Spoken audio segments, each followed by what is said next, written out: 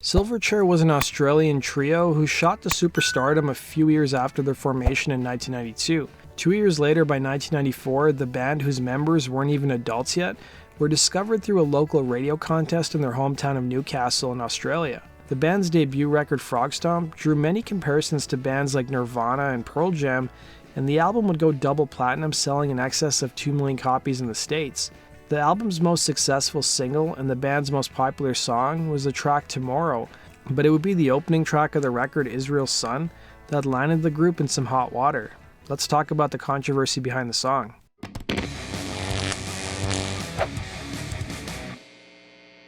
"1995 was a massive year for Silverchair, who shocked many rock and roll fans with their debut album Frogstomp. But by January of 1996, the band was soon at the center of a murder trial that they could have never imagined. In August of 1995, a 16-year-old named Brian Bassett and his 17-year-old friend Nicholas McDonald, both from McLeary, Washington, sat in an abandoned shed after both teens were bounced from their respective homes. Brian would transform from a shy, polite athlete into a troublemaker who found solace in alternative rock. He would start fighting with his parents and soon became a familiar face to local authorities. It wasn't uncommon for Brian to leave his home for several days, crashing with friends like Nicholas, or living in a shed about 900 feet away from his parents' house. Sometimes Brian got food from his friends, he ate berries which grew on his family's property, or he snuck into his parents' house when they left town. One night the pair headed to Brian's parents' house for what Nicholas thought was a trip to get food. Brian used a ladder to enter the residence, and Nicholas watched guard outside before hearing loud popping sounds and screaming. Brian would tell Nicholas he had taken the lives of his parents. Shortly afterwards, his younger brother would share the same fate by being drowned in a bathtub. The teens tried to clean up the scene, gather as many possessions as possible to pawn off so they could survive while on the run. The boys stole a family vehicle and planned on heading south to San Francisco to start over. The pair would stop just short of the Northern California border when they pulled into a gas station, and as Brian slept in the car, Nick went to a local police station nearby and told the cops he knew about an out-of-state crime. Soon enough, a cluster of cops descended on their vehicle and arrested the pair. By the spring of 1994, Brian was a good student with a GPA of 3.5, was a star athlete on the high school basketball team, but soon enough, he started rebelling, hanging out with kids who drank and did drugs. He dyed his hair, and around Christmas of 1994, he almost died from a drinking binge. After returning from hospital, he ran away from home. And as the tensions escalated between Brian and his parents, his mother started sleeping with a baseball bat. Meanwhile, Nicholas grew up in a broken home, witnessing his father unsuccessfully taking his own life, while his mother was an addict. And by the age of 9, he was already getting into trouble after lighting a field on fire. By his early teens, he had built a rap sheet of destroying public property, drug possession, and theft. And by July of 1995, both teens were mostly homeless, and Nicholas's mother was on the verge of being evicted by her landlord if she didn't give her son the boot because he was always getting her into trouble, while Brian was fighting with his parents.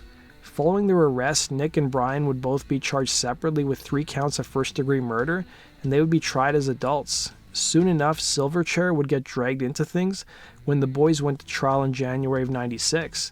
It would turn out that Brian was a big fan of Silverchair, and he blamed his actions that night on the opening track, Israel's Son, from their debut album. And this wasn't the first time rock and roll had been dragged into a situation like this, as both Ozzy Osbourne and Judas Priest dealt with fallout from their own songs, inspiring several fans to take their own lives. One of the boys' defense attorneys wanted to play the song for the jury, claiming it was literally a script for murder. The lawyer for one of the defendants was quoted as saying, "This is almost a script.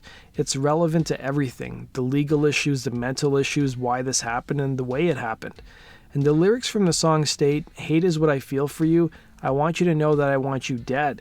The prosecutor's case hinged on the fact that the murders were done to steal belongings as well as money and head to California. So what did Silverchair think of the whole thing? Well, rightfully, they were horrified that one of their fans had misinterpreted their songs, and of course the media soon pounced on the group. The band's manager John Watson was quoted as saying on behalf of the band, "Silverchair do not, have not, and never would condone violence of any sort.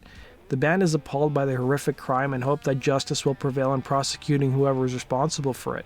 It is a matter of public record that the song in question, Israel's Son, was inspired by a television documentary about war crime atrocities. Israel's son was never intended to provoke violence and cannot be interpreted by any reasonable person as doing so. In fact, the song seeks to criticize violence and war by portraying them in all their horror, the statement would read. Nicholas's lawyer claimed that the teen only went along with the murders because he was scared for his life. At the end of the day, Brian Bassett would be sentenced to life in prison with no chance of parole on the charge of 3 counts of aggravated first-degree murder, while McDonald will get 65 years in prison for 2 counts of second-degree murder. But by 2015, Bassett tried to get resentenced, and his lawyer presented nearly 2 decades of what he thought was good behavior, including the fact that Bassett had pursued an education and made the honor roll. He partook in counseling programs and received trade certifications, in addition to getting married, and he mentored other inmates and hadn't had any behavioral problems while in prison. The judge upheld the original sentence of life in prison. Bassett would take his case to the Court of Appeals, who in 2017 ruled that life in prison without the possibility of release for juvenile defendants was unconstitutional because it violates the state's prohibition against cruel punishment. But that didn't mean they would be released, but rather they could be resentenced at some point in the future. At the time of this recording, both men are still in prison serving their sentences. That does it for today's video, guys. Thanks for watching. Be sure to like button and subscribe. We'll see you again in Rock and Roll True Stories. Take care.